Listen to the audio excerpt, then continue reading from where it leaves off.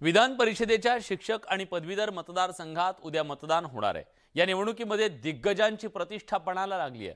नाशिक पदवीधर मतदारसंघाची यंदाची निवडणूक लक्षवेधी ठरली आहे। काँग्रेसचे उमेदवार डॉक्टर सतीश तांबेंनी ऐनवेळी माघार घेतली आणि त्यांचा मुलगा सत्यजित तांबे अपक्ष म्हणून रिंगणात उतरला। सत्यजित तांबे अपक्ष म्हणून रिंगणात उतरले असून त्यांच्या समोर मवियाच्या शुभांगी पाटील यांचं आव्हान आहे। तर अखेरच्या क्षणापर्यंत नागपुरात मवियाचा उमेदवारीबाबत घोळ सुरू असल्याने नागपूरची निवडणूक सुद्धा लक्षवेधी ठरली आहे। नागपुरात मवियाकडून सुधाकर आडबोले भाजप पुरस्कृत नागो गाणार, त्याचबरोबर शिक्षक भारतीचे राजेंद्र झाडे आणि अपक्ष उमेदवार सतीश इटकेलवार यांच्यात लढत होणार आहे। औरंगाबादमध्ये राष्ट्रवादीचे विक्रम काळे, भाजपचे किरण पाटील आणि अपक्ष प्रदीप साळुंखे अशी तिरंगी लढत होणार आहे। तर अमरावतीमध्ये भाजपचे डॉक्टर रणजित पाटील, मवियाचे धीरज लिंगाडे आणि वंचितचे अनिल अमलकार यांच्यात चुरस असणार आहे। तर कोकण मतदारसंघात मवियाचे बाळाराम पाटील आणि भाजपचे ज्ञानेश्वर म्हात्रे यांच्यात प्रमुख लढत होती।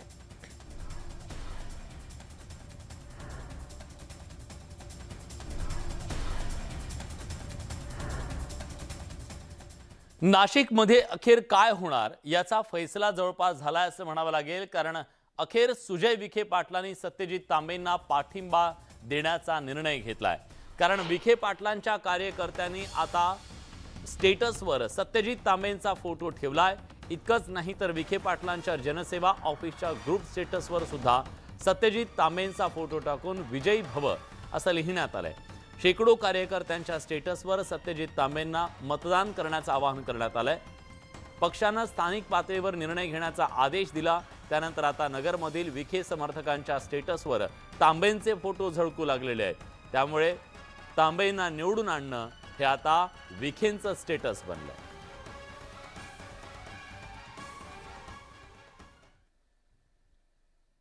कार्यकर्त्यांनी जी काय मी माहिती घेतोय त्यामध्ये जी भूमिका ती घेत आहेत आणि याच्यामध्ये अजून आता कॅन्डिडेट सत्यजित तांबे म्हणून त्यांना सत्यजित तांबेंना आता पार्टीच्या वतीने पाठिंबा असा नाही आहे, परंतु अजून त्या संदर्भात एक संदिग्ध आहेच आहे। लोकांमध्ये चर्चा चालू आहे काय करायचं काय नाही।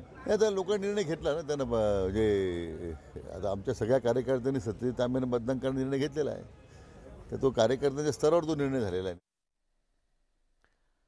दरम्यान सत्यजित यांच्याबाबत अद्याप सूचना आलेल्या नाहीत। मंत्री गिरीश महाजन यांनी या संदर्भातलं वक्तव्य केलंय। फडणवीस बावनकुळे आज निर्णय जाहीर करतील असंही त्यांनी सांगितलंय। पदवीधर निवडणुकीबाबत महाजन यांनी ही माहिती दिलेली आहे।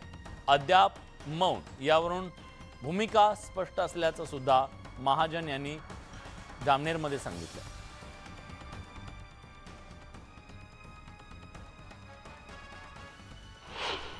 काय सांगाल, पदवीधरची उद्या निवडणूक आहे, भाजपचं अद्याप मौन पाहायला मिळतंय, कुठली भूमिका जाहीर केलेली नाही, कोणाच्या पाठीशी? आता उद्या निवडणूक आहे, आमचं मौन आहे, म्हणजे आमची भूमिका काय तुमच्या लक्षात यायला पाहिजे। आम्ही आहे तसेच आहोत, त्यामुळे अजून आमची भूमिका स्पष्ट झाली नाही। आज कदाचित आमचे अध्यक्ष आहेत माननीय देवेंद्रजी आहेत, या बाबतीत कदाचित ते निर्णय आज जाहीर करू शकतील। भाजपचा छुपा पाठिंबा एक सत्यजित तांबेंना असल्याचं चर्चा आहे। तसं तरी माझ्या कानावर अजून आलेलं नाही किंवा मला तशा सूचना आलेल्या नाहीत।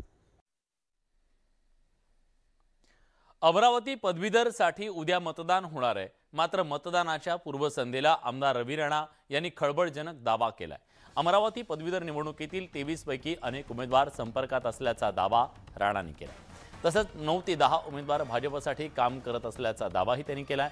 तसंच निवडणुकीनंतर महाविकास आघाडीचे उमेदवार भाजपमध्ये प्रवेश करतील असा दावा करायलाही राणा विसरले नाही।